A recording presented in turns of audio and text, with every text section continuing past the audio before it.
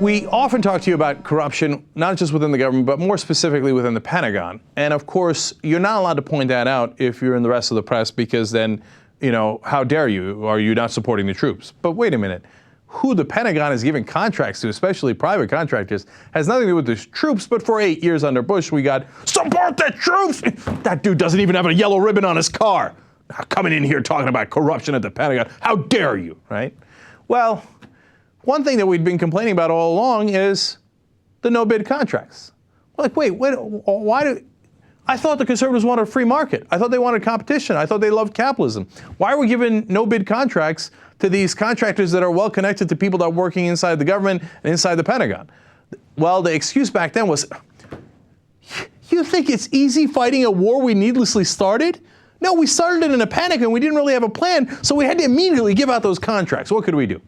Now, okay, look, you might think that's a weak excuse, but at least it's something. They just started the war, right? And back in those days, there was about $50 billion worth of no-bid contracts. So obviously, now that we've been going at these wars for a long time, 7 to 10 years, Iraq and Afghanistan, well, obviously there aren't any no-bid contracts left, right?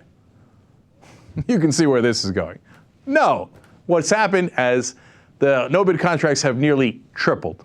Now there's $140 billion in no-bid contracts.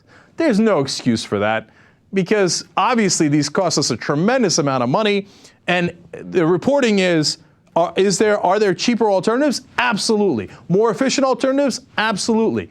But hey, you know what?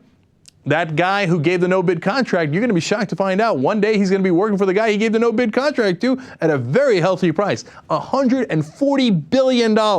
No free market, no nothing. Just whoever has better contacts at the Pentagon.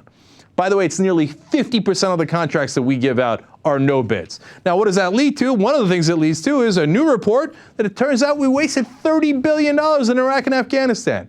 Who could have figured? Among the things that we wasted was on wartime contracting.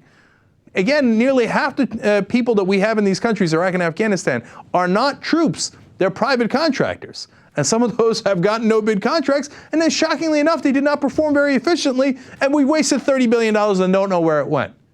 But shush, support the Pentagon, support the troops, bow your head. It's not like we live in a democracy where we should challenge our government. Okay, you tell me when you see this in the mainstream press.